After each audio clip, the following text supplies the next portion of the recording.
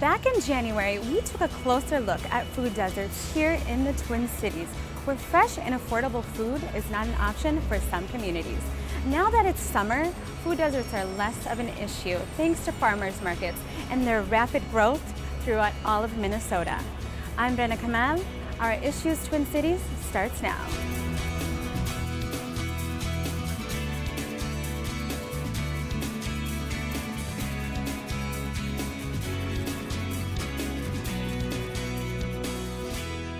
We are all familiar with farmers markets. Fresh produce, fresh vegetables, fresh fruits. Over 20 years ago, there were only 143 farmers markets.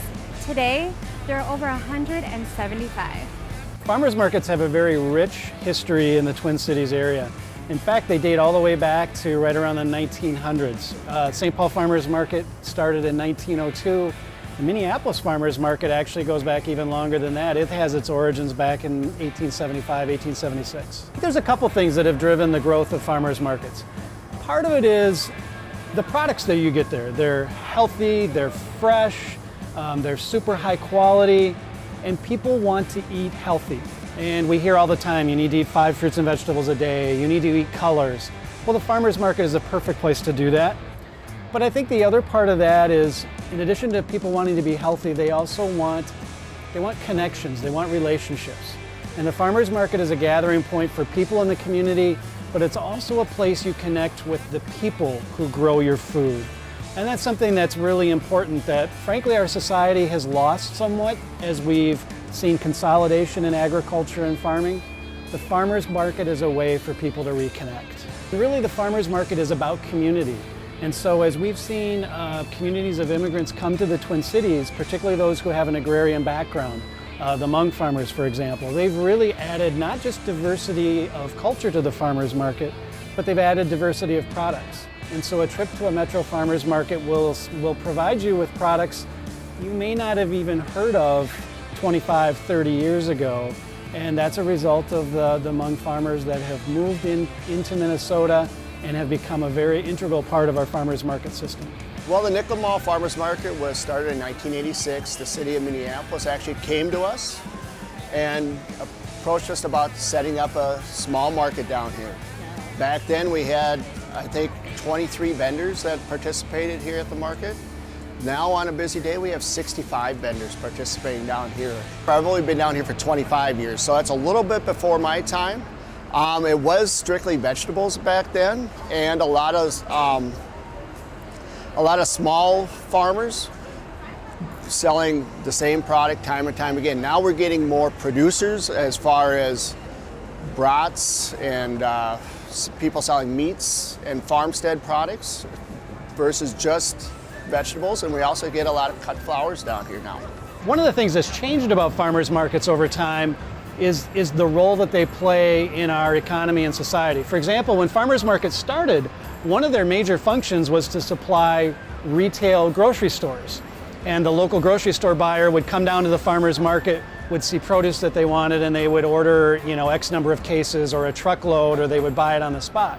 And now farmers markets are dominated by individual consumers who are buying things to take home and prepare themselves. So as our food system has evolved, farmers markets have also evolved as well. People want to eat healthy, fresh foods. Farmers market is a great place to get your fresh vegetables and fruits. I mean, that's going green, eating healthy is a huge push for people nowadays. What we've seen is that the demand for local foods at farmers markets has provided a lot of incentive for grocery stores to also buy local fruits and vegetables and market them in the grocery store. And that's a great thing because that's creating more opportunities for our farmers. And so grocery stores see that demand for local foods and they see people's enthusiasm for farmers markets, and they want to capture that as well in the grocery store setting. Most farmers markets in Minnesota are actually run not by paid staff but by volunteers. In some cases it's a grower who does it, in some cases it's a community volunteer who just wants to make sure that there's local fruits and vegetables in a farmer's market in a community. And that's absolutely critical. These tend to be thankless jobs, very long hours, lots of hard work, but they're absolutely critical to being able to offer people fresh produce and a vibrant farmer's market. They're about an experience. They're fun places to go, and many farmers markets really do a great job of offering entertainment, be it local musicians, be it authors who are signing books. And so yeah, people or local chefs and restaurants come out to the market to demonstrate how to cook. So farmers markets, yeah, you're going to get amazingly fresh produce, but many farmers markets will have fun activities and events too. They allow things that you can't do on a larger scale. They allow you to experiment with different varieties of products. They allow you to sell at a higher margin than if you were marketing to a wholesaler and into a grocery store. So they create very, very good opportunities.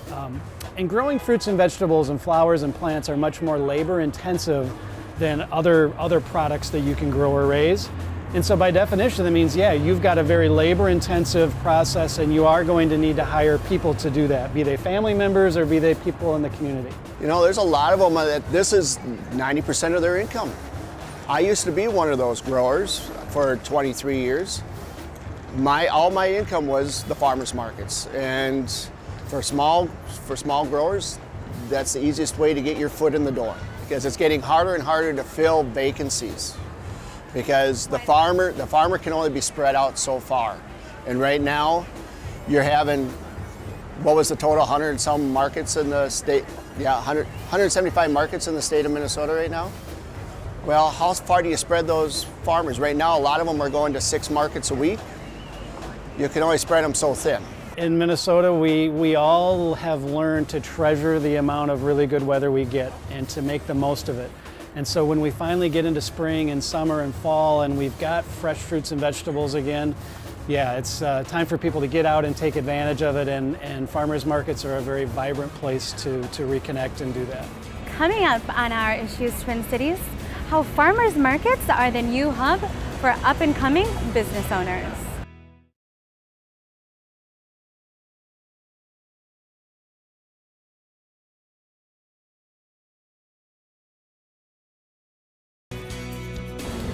Whether you're an entrepreneur or a small business, farmers markets have become a great venue to test out new food business ideas on a smaller scale. You get to try different things, you get to sample things, you get to try fruits and vegetables that maybe you haven't tried before. And with the new legislation, what you'll see is much more consistency, and you'll have a much greater degree of assurance that the sampling is being done correctly and being done safely.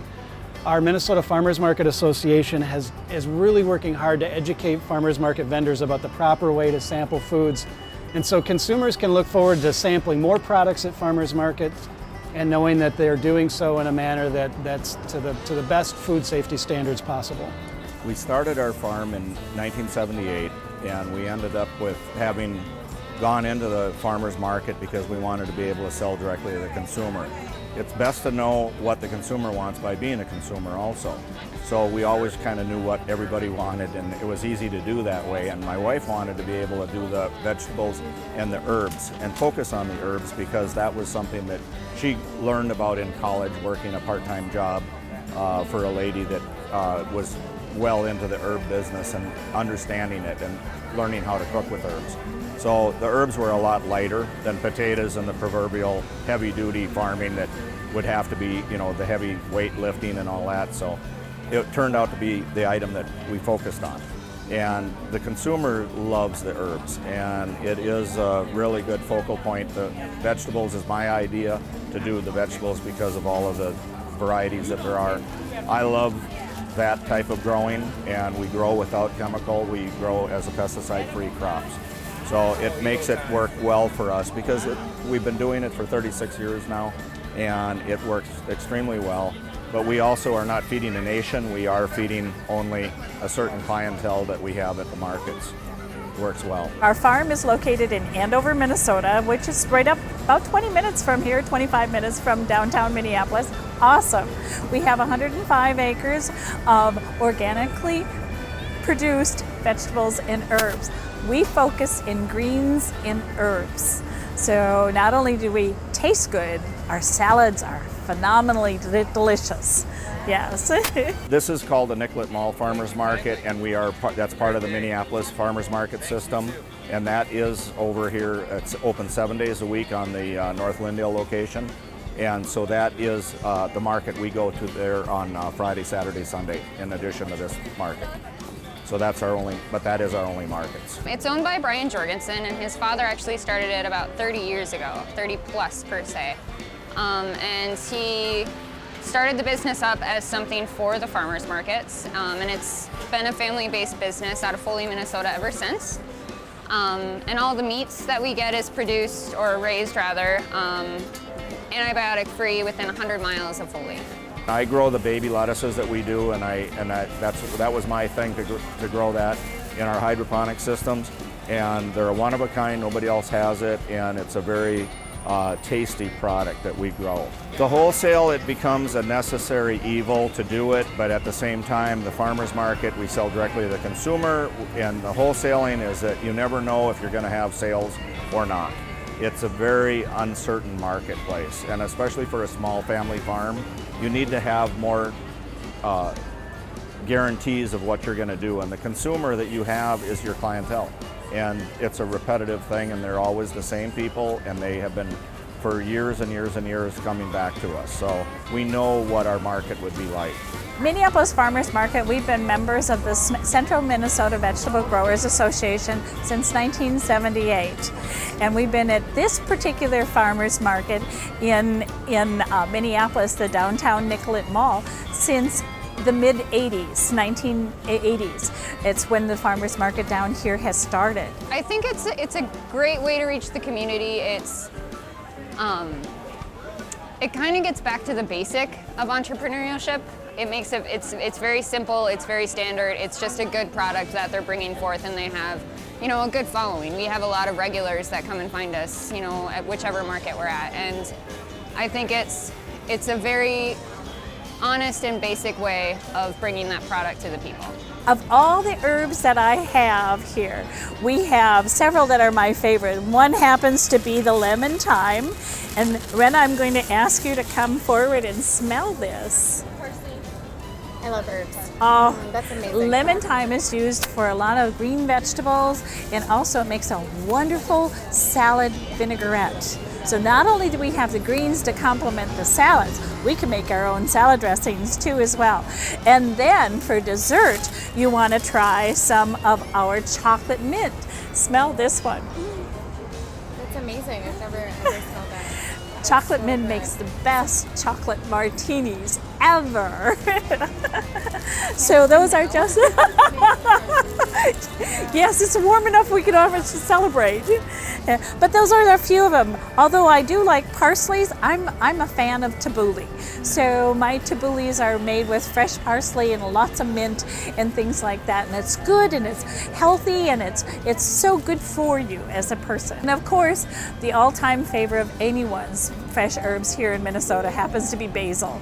Basil is this is the most popular, yes. Although different nationalities will choose other things too. And our basils are really nice and full and lush and just as sweet. Just as sweet as you can imagine. Yes, there we are. So basil is good. And then we also have a few things such as the baby lettuce varieties that we do. We do a complete package that includes everything from red lettuce to green oak lettuce to a lot of different, but arugula and also peppergrass and edible flowers on the top. So we dress them up a little bit too. Up next on Our Issues Twin Cities. It provides another option and another choice for people in Minnesota communities to be able to have access to fresh, healthy, affordable food. The expansion of farmer market programs for low-income Minnesotans.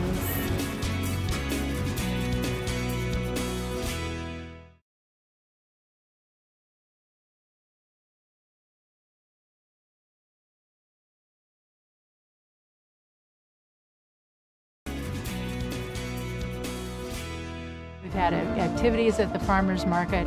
We've been able to engage a lot more community members and especially university students in growing their own food. We find that students and children really like to eat vegetables that they grow. We're still continuing to build partnerships, and that's the best way to make positive changes. It takes people who will take the initiative to organize a project. It really takes a community to change the food environment to a healthier way of eating for a community. Fresh and accessible healthy foods became more accessible last year when urban and rural farmers merged with Blue Cross Blue Shield. Now, more than 50 markets across the state of Minnesota accept the electronic benefit transfer cards, making it more easier for families to make healthier choices. People who receive SNAP benefits, the Supplemental Nutrition Assistance Program benefits, receive EBT cards that they can use in a wide variety of settings. So typically you think about them using them at grocery stores. But the purpose of the Market Bucks program is to for them to be able to also use those EBT cards at farmers markets, which is another option for them to access fresh, healthy, and affordable food. One of the things we've seen in a lot of communities around the state is as you get big box stores, typically they locate on the outskirts of town or outside of town, and that leaves a downtown area with small mom and pop businesses that are trying to retain their identity and trying to retain their customer base. And a lot of communities have seen a farmer's market as a way to build community and as an attraction that brings people downtown. And so people come downtown to get their fresh fruits and vegetables and to connect with farmers, but they're also going to make a stop at the hardware store, at the local clothing store, at the local grocery store. And so we really see farmers markets as a valuable part of building community. The Minnesota Grown program is a program within the Minnesota Department of Agriculture. And our role is to make it easy for people to find their local food and to know what's in season. And so we have a program that goes back about 30 years. We've partnered with farmers markets that whole period of time.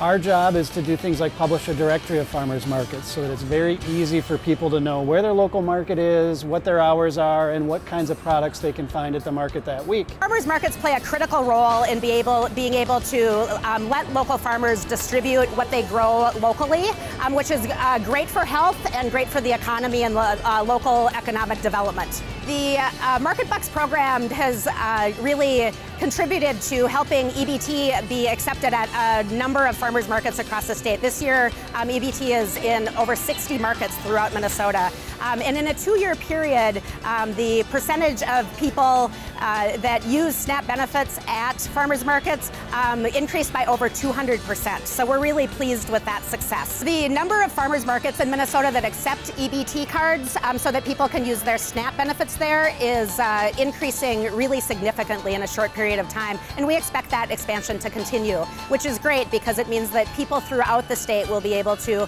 have more access to fresh, healthy, affordable food. The phrase, people vote with their pocketbook, comes to mind. If people choose to go to farmers markets and they choose to spend their money at farmers markets, farmers will respond by growing fruits and vegetables and by developing more farmers markets. But that's a question that each one of us gets to decide every day. We have been a farm in the corporate world where we did primarily all wholesale. We chose, and it's a personal decision, to go as a family farm back into farmers market and dealing direct with our consumer. And it's our choice to do this. You may not get rich, as the story goes, but you know, it's a delightful way of life. And it is a life choice. It's not just an area of a career. It's a life choice because your family sacrifices, as we will probably this year with all the moisture we have and the flooding we've had. So it's one of those things, you have some good years and you have some not so good years. When Brian's dad started this was his deal. This was the only thing that he did for his income.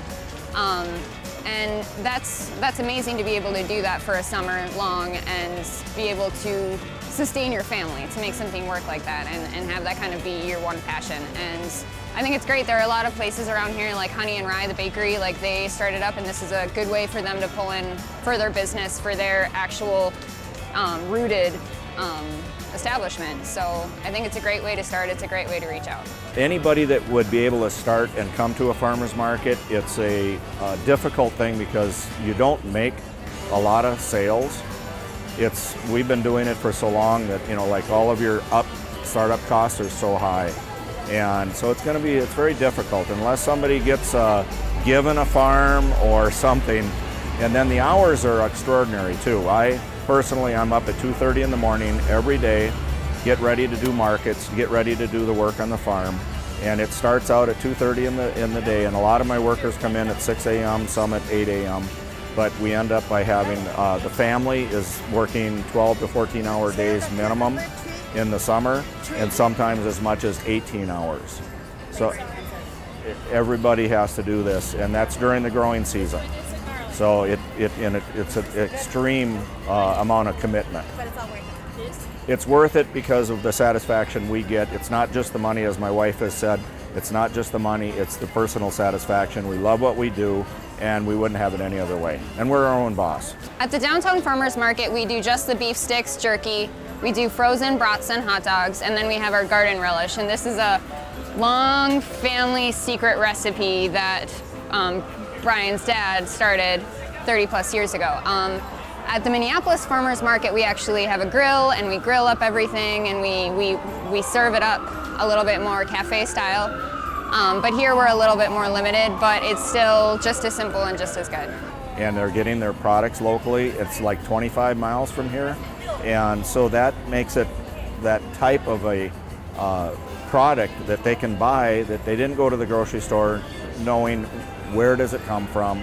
Is it coming from 2,000 miles away, or is it coming from the 25 miles away? Whether it be an array of fresh, healthy foods or supporting a small business startup, farmers markets are very beneficial in so many ways. To find a farmers market near you, please visit minnesotagrown.com. Thank you for watching Our Issues Twin Cities. I'm Rena Kamal. See you next time. My favorite is the spicy beef jerky, and our most popular are the beef sticks, and we do have a pretty good deal on those that we run every day. Mine are the cress family. I love the watercress, the peppergrass. The arugula is a nutty taste herb that is for salads. I'm all about salads. That's my thing. And I grow the baby lettuces that we do, and that was my thing to grow that in our hydroponic systems. And they're a one of a kind, nobody else has it, and it's a very tasty product that we grow.